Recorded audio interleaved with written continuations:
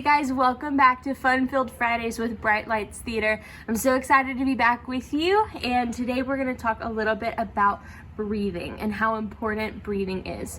So, I don't know about you, but as long as I've been acting for a long time. I've been acting since I was 4 years old. And as long as I've been acting, I still get nervous before I go on stage for a performance or before I walk into an audition. It can be kind of scary. You're going in and you're performing for the people in front of you, and you're laying your heart and soul into your performance, and it can be kind of scary. So I still get nervous, and so I know that you do too. But some good news is that breathing can really help. Deep breathing is proven to calm your nerves and ease your fears. And so deep breathing happens when you engage all of your lungs and use your diaphragm. So let's talk a little bit about your diaphragm. It is a dome-shaped muscle. It's a pretty large one that sits right underneath your lungs, and it separates your heart and your lungs from the rest of the stuff in your abdomen, your liver and your intestines and your stomach and all of that. This muscle separates that stuff. So it's like a dome, and when you breathe in, your lungs expand and it flattens it out. It engages your diaphragm. And then when you breathe out and your lungs contract because they're losing air, right? It domes back up and it relaxes. So all day long, you're using your diaphragm. All day long, every time you breathe in, you're using your diaphragm, and when you breathe out, your diaphragm is relaxing. So we are going to move on to some exercises that are going to help you learn how to breathe deeply and use your diaphragm well.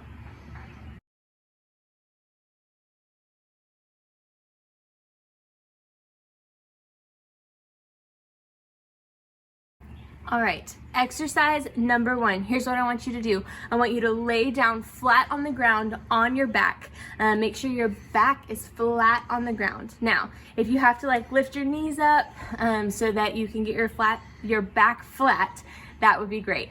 So once you get your back flat on the ground, I want you to take a book or a binder or something, something that's flat and maybe a little bit heavy, and stick it on your stomach. Okay, so lay on your back, book on your stomach, and then lay your hands flat by your side. Okay, now I just want you to breathe. Just breathe in and breathe out.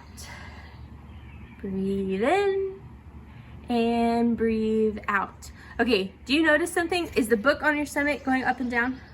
If it's not, then you're not using your diaphragm right.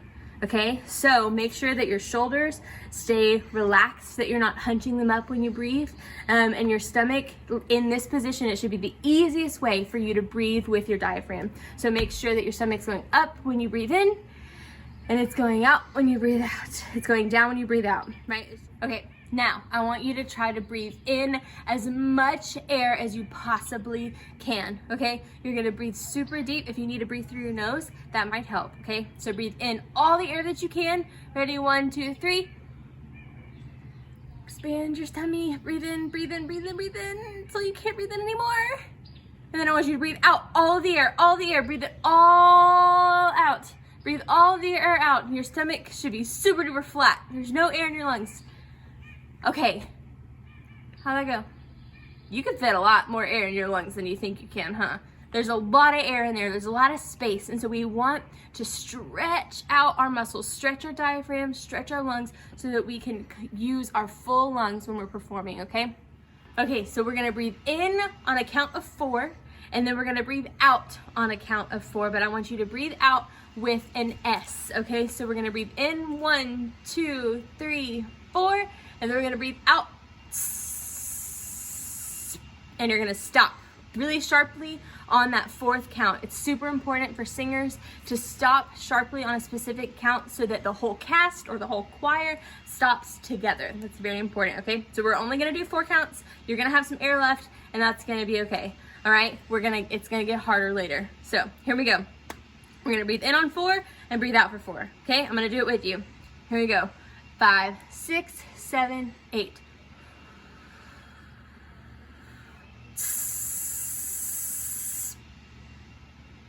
Did you do it? Were you able to make it the whole time? I bet you were. That was pretty easy. Let's do it one more time, okay? Here we go.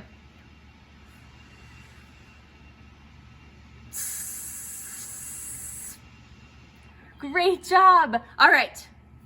That is how you use your diaphragm. Make sure your shoulders stay straight and your tummy's going in and out. Okay, now we're gonna make it harder, all right? Exercise number 2, everyone stand up. You're gonna stand up and we're gonna do it standing, okay? This is gonna get a little bit harder. So here's what I want you to do. I want you to just reach your arms up really, really high, reach them up, and then bring them down to your side. And relax your shoulders where they land, okay? That's where your shoulders are supposed to stay. Make sure they're relaxed, you're standing up nice and straight, and think of a string coming out of the top of your head, okay? This string is pulling your head up, keeping your back super straight, and now you have the ability to breathe in with your tummy and breathe out. Breathe in and breathe out, yeah? So practice that a couple times, and then we're gonna come back and we're gonna make our exercises a little bit harder.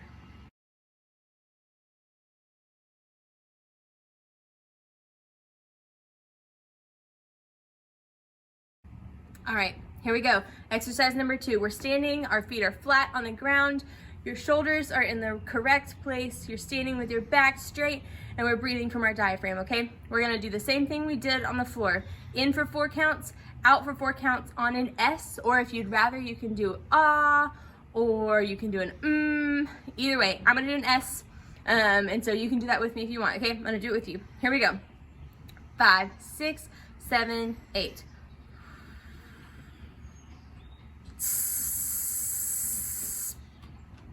Yeah, we did it. Okay, now we're gonna make it harder. Are you ready? We're gonna breathe in for 4 counts still, but now we're gonna breathe out for 8. Okay, it's gonna be hard. Miss Laura doesn't get to keep her hand on her tummy. Keep your hand on your stomach, and it'll be easier for you to tell when you're breathing rightly. Okay, but here we go. I'm gonna count with my fingers, and we're gonna breathe in and breathe out on a S. Okay, here we go. 5, 6, 7, 8.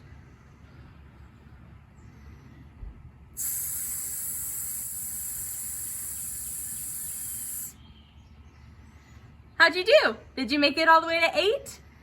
I bet you did, because we're practicing and we're stretching and strengthening our diaphragm and our lungs, okay?